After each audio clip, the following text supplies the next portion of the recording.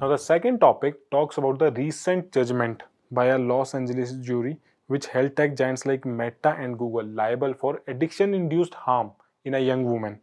Now, this marks a turning point where now we recognize social media addiction as a public health issue rather than just an individual behavior problem. So social media addiction is now seen as a public health issue collectively with a lot, because a lot of people are affected because of it. Now why it is important for us? Because of the vulnerable section of population in the form of children or other youth who are affected by this social media addiction.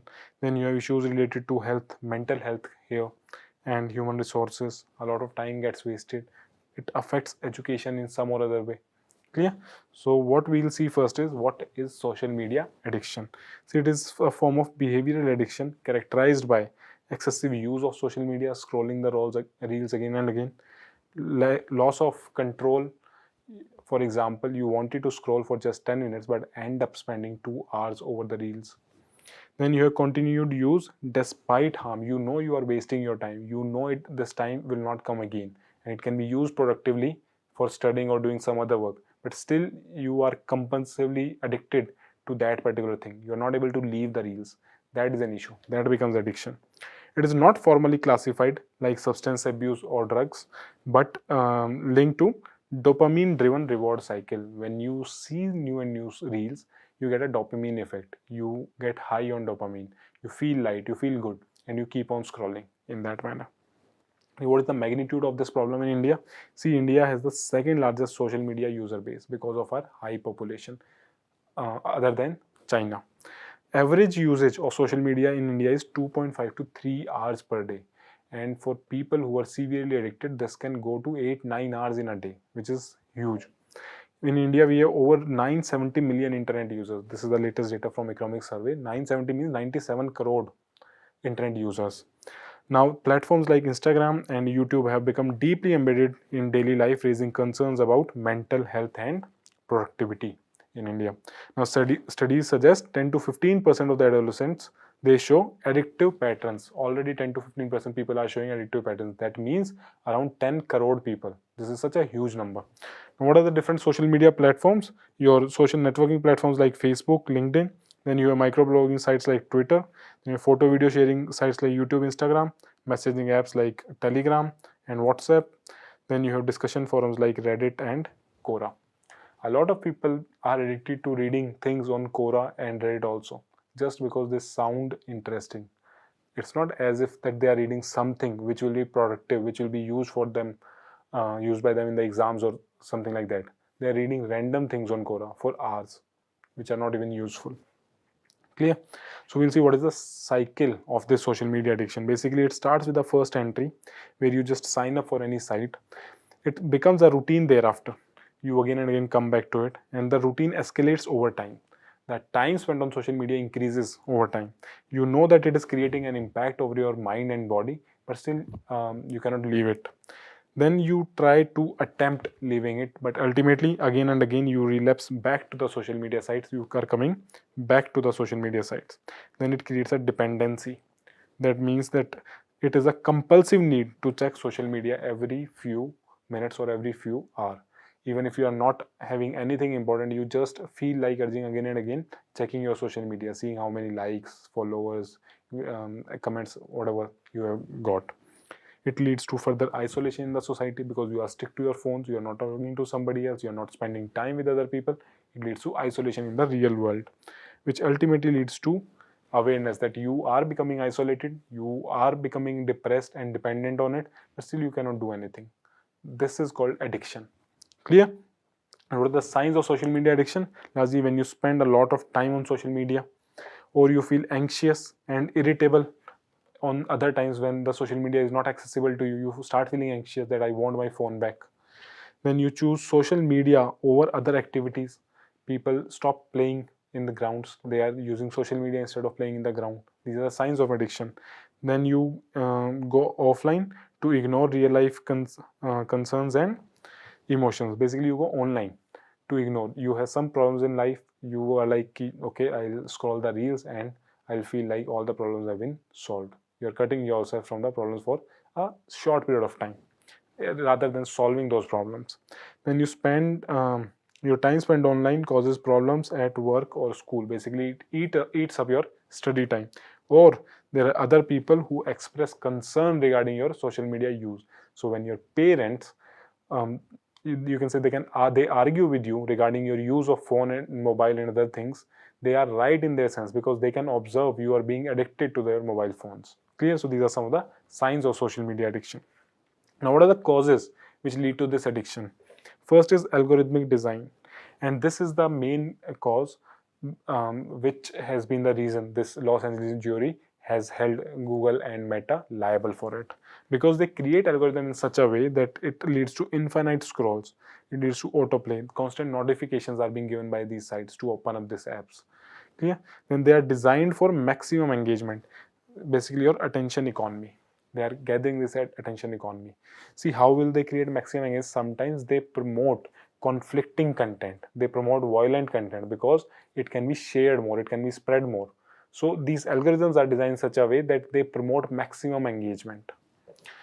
Then you have psychological factors, for example, need for validation, likes and shares. On nowadays, people are judged based upon how many followers they have, how many likes they are having, rather than the values they hold.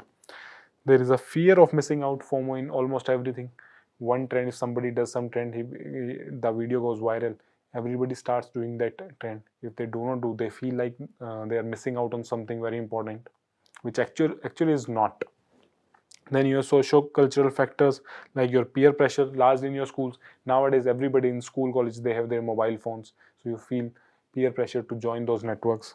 Then your influencer culture. In India, we have 10 crore influencers. 10 crore. The number is huge, although most of them are very small. They are not even earning money, but it is a huge number. Then you have digital identity, shaping your self-worth. People assess their self-worth based upon their digital identity. It's like a metaverse. You are living in a bubble in the online identity. Then we have cheap data and 5G rollout thanks to the Reliance Jio. India has some of the world's most affordable data, removing barriers for high intensity streaming. Now, in some countries, what happens? High intensity streaming, it consumes a lot of data, so it becomes expensive, which will deter them from doing this. But in India, that data is among the cheapest in the entire world.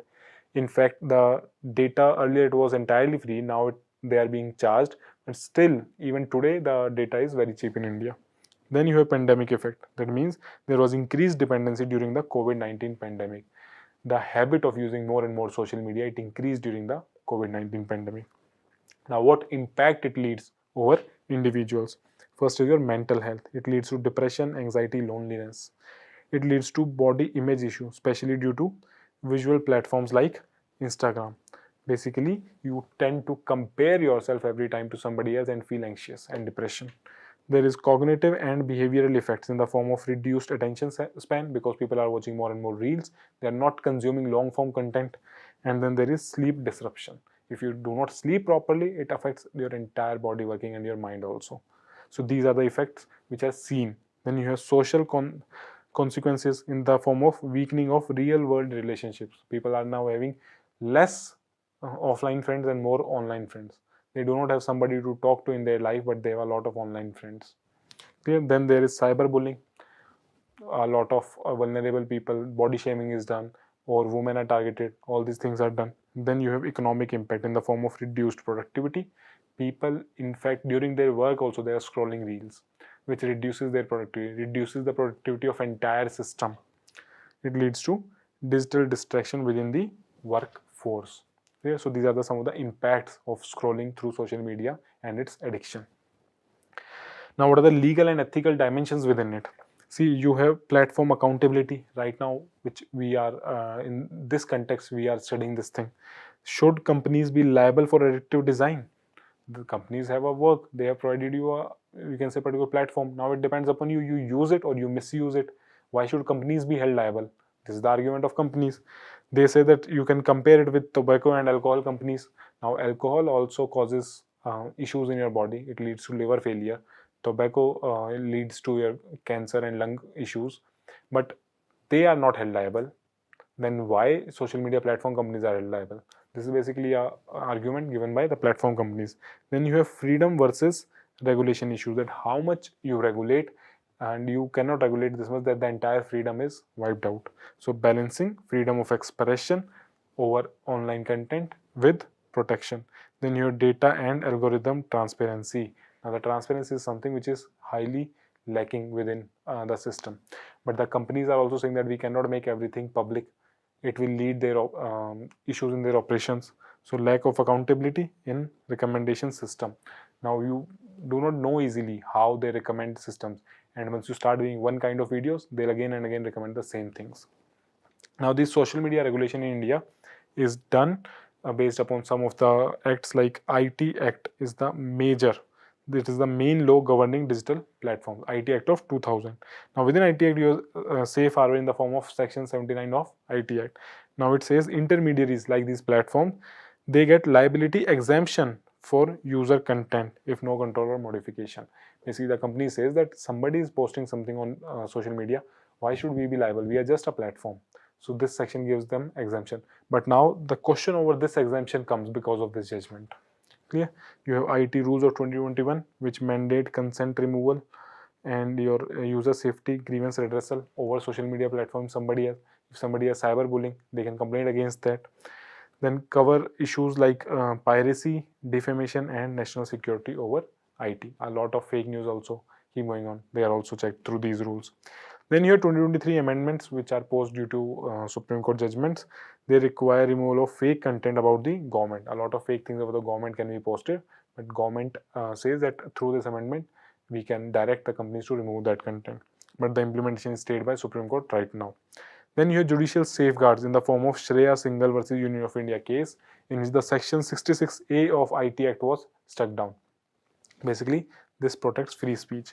This article, this section says that the free speech can be curtailed, but because of this Shreya Singhal judgment, basically the Supreme Court said that you cannot curtail individuals' liberty to write something, to post something online. So it is against the freedom of expression. Then you have KS Puttaswamy versus Union of India case recently, in which the right to privacy was recognized as fundamental right under Article 21. So within this, you have right to forgotten also. That if somebody wants to delete their account online, their entire data, their entire history will be deleted. So they should be forgotten from the system. In this way, you can change your entire algorithm. Clear? So apart from this, your Digital Personal Data Protection Act 2023 is also a major act which looks after various aspects of the social media. You can read this in detail. Finally, despite there are some regulations, there are IT acts, there are Supreme Court judgments, still we have some of the challenges. Why these challenges? Because there is a lack of legal definition of addiction. What addiction means legally. Now, we know what addiction means, but there is not a legal definition of this. Then there is strong lobbying by the big tech players in the form of your Alphabet, and you have Meta. Alphabet is the parent company of Google. Then you have other platforms which promote social media sites. All these things. For example, you have LinkedIn. Then there is enforcement issue of the laws which have been made by the government. There are digital literacy gap. People are not aware of their rights. Sometimes what happens, they put tick to everything which has been asked by these platforms. These platforms take unnecessary consent from people. People lack knowledge that they can deny this also. Then there is difficulty in regulating algorithms. See, algorithms are highly advanced. They are tech driven. It is not easy to regulate them. So it is only these big tech companies, they have the power to right now to regulate and improve these systems and algorithms. Clear? So what can be the way forward? How we can improve these things? See, first is regulatory measures. There should be an audit of the algorithms. There should be clear knowledge of how these algorithms work, how they push a particular type of content towards one person. So these have to be audited. Their working has to be publicly laid down, that how they work, what they does. Okay, so that if there is any issue, that can be rectified. Age-based restriction should be there. For example, recently you must have read that Andhra Pradesh and Karnataka, I think they have they are in talks of, or you can say they are preparing to put some limitations on the use of social media by children. Basically, they said that children should not get access to the social media. Australia also passed this law that I think, I'm not remember exactly, that students or children below 13 or 16 year of age, they will not be allowed to access social media. Then your time limit feature. in every ID, within ID you can put a time limit that this ID can scroll the social media for next 1 hour or 2 hour at max in a day. After that, there will be a lockdown within that app for 24 hours. This type of things can be done by the companies. Then there are platform responsibilities. These companies have to take some responsibility. They have to make ethical design of their algorithms. There should not be any dark pattern which promote unnecessary scoring of reels. And then there should be transparent recommendatory systems on where they can transparently tell what they are doing, how they are doing, how they are promoting their platforms. Fine. And then you have public health approach by recognizing it as a behavioral health issue. Now we cannot simply say that social media addiction is just an individual problem. It is becoming a larger public health issue because so many people are affected by this thing. Integrate this approach of public health into school health programs. Basically, in the schools, the students should also be taught about the mental health issues, which would be originating because of these social media addiction. And then awareness and digital literacy. Entire country they require education for almost everything. So educate youth on healthy usage habits. And last is individual level measures. What individual persons can do, what you and me can do. We can limit our screen time. We ourselves can put limitation and restrictions over the use of social media. There are a lot of apps in both Android and Apple which puts a restriction on the screen time of your phone. So we can do that. We can do digital detox practice. Digital detox is the practice of leaving all the digital assets aside and spending all your time, let's say an entire day, without any digital device throughout the day. It can be your phone, tabs, computer, TV, everything. So that is called digital detox. Basically, you detox your body entirely. It also will help you identify whether you are addicted or not to the social media apps. Clear? So these are some of the measures, the regulatory measures, what government can do, the platform measures, what company can do. This is what government can do. This is what companies can do. This is what your, again, broader level society can do, public health approach society. And this is what individuals can do on their own. Clear? So these are the issues regarding your social media addiction. Now what do you guys have to do? You have to attempt this question. It says social media addiction is emerging as a major public health concern in India. Examine its causes and consequences and suggest a multi-pronged strategy to address it. Basically, we have discussed all these aspects. You practice and write an answer regarding this. Clear?